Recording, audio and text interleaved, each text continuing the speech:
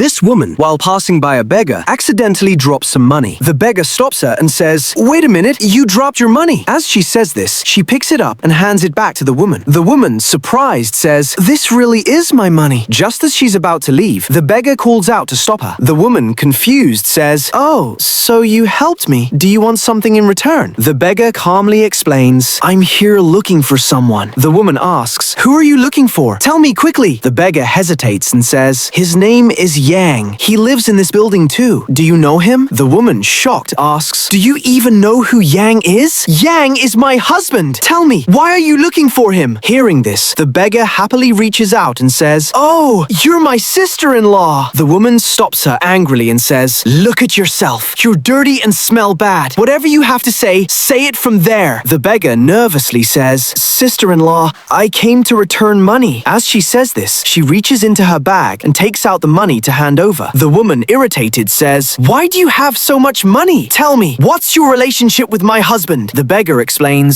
"My father borrowed this money from your husband over the past few years." The woman, surprised, asks, "Your father? Who is your father?" The beggar replies calmly, "My father's name is Lee Kwai Kwai." The woman, realizing, says, "Oh, I know. You're old Lee's daughter. All right, I'll take the money." As the woman starts to leave, the beggar stops her. "Wait, sister-in-law!" Seeing the woman getting annoyed, the beggar says sadly, "My father gave me a letter before he passed. He told me to personally hand it to Brother Yang." The woman responds angrily, "No, you can't. Look at yourself. What if you dirty our house?" She snatches the letter and says, "I'll give it to him myself. If you have nothing else to do, you can leave." Watching her leave, the beggar picks up her bag sadly and walks away. After a while, the woman enters the house happily and says, "Look at this money." The husband, surprised, asks, "Where did all this money come from?" The wife explains, "Remember Brother Lee? You lent him 200,000. He paid it back today. This is all of it." Hearing this, the husband stands up and calls out, "Brother Lee, come in." The woman says, "He didn't come. His daughter came. Oh,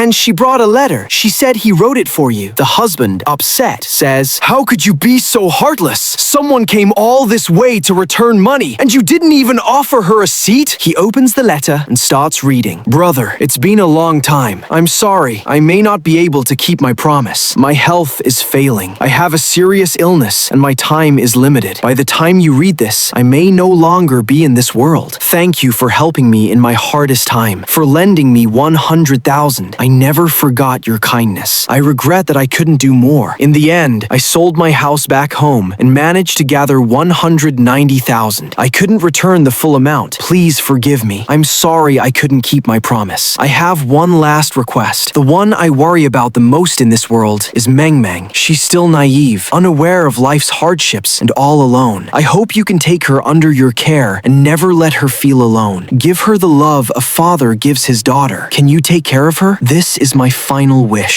The wife, worried, asks, "Are you okay?" Panicking, the husband asks, "Where is his daughter?" The wife hesitates and says, "I sent her away. She looked very dirty. I was afraid she'd make the house dirty." The man, furious, shouts, "I think you're the dirtiest one here. Do you know when I first came to this city, I was alone and helpless, with no one to rely on. It was Brother Lee who supported me, who helped me stand on my feet. He gave me food, clothes. He didn't let me stay hungry or homeless. He taught me business, introduced me to people, taught me how to live in this world. If it weren't for him, I wouldn't be where I am today. None of this would exist. He is my benefactor." Saying this, the man turns around angrily and walks away. After a while, the man sits in the park, full of regret, and says, "Where did Meng Meng go? Brother Lee, I couldn't repay your kindness." A girl passes by him and hurriedly says, "Hey, can you give me that bottle of water?" The man, thinking for a moment, picks up the bottle and hands it to her. As soon as the girl starts drinking, the man looks at her and suddenly remembers what his wife said. "I sent her away. She looked so dirty. I was afraid she'd mess up the house, so I made her leave." The man quickly stands up and asks the girl, "What's your name?" Seeing that she's scared, he gently says, "Don't be afraid. I'm just looking for someone. I'm not a bad person.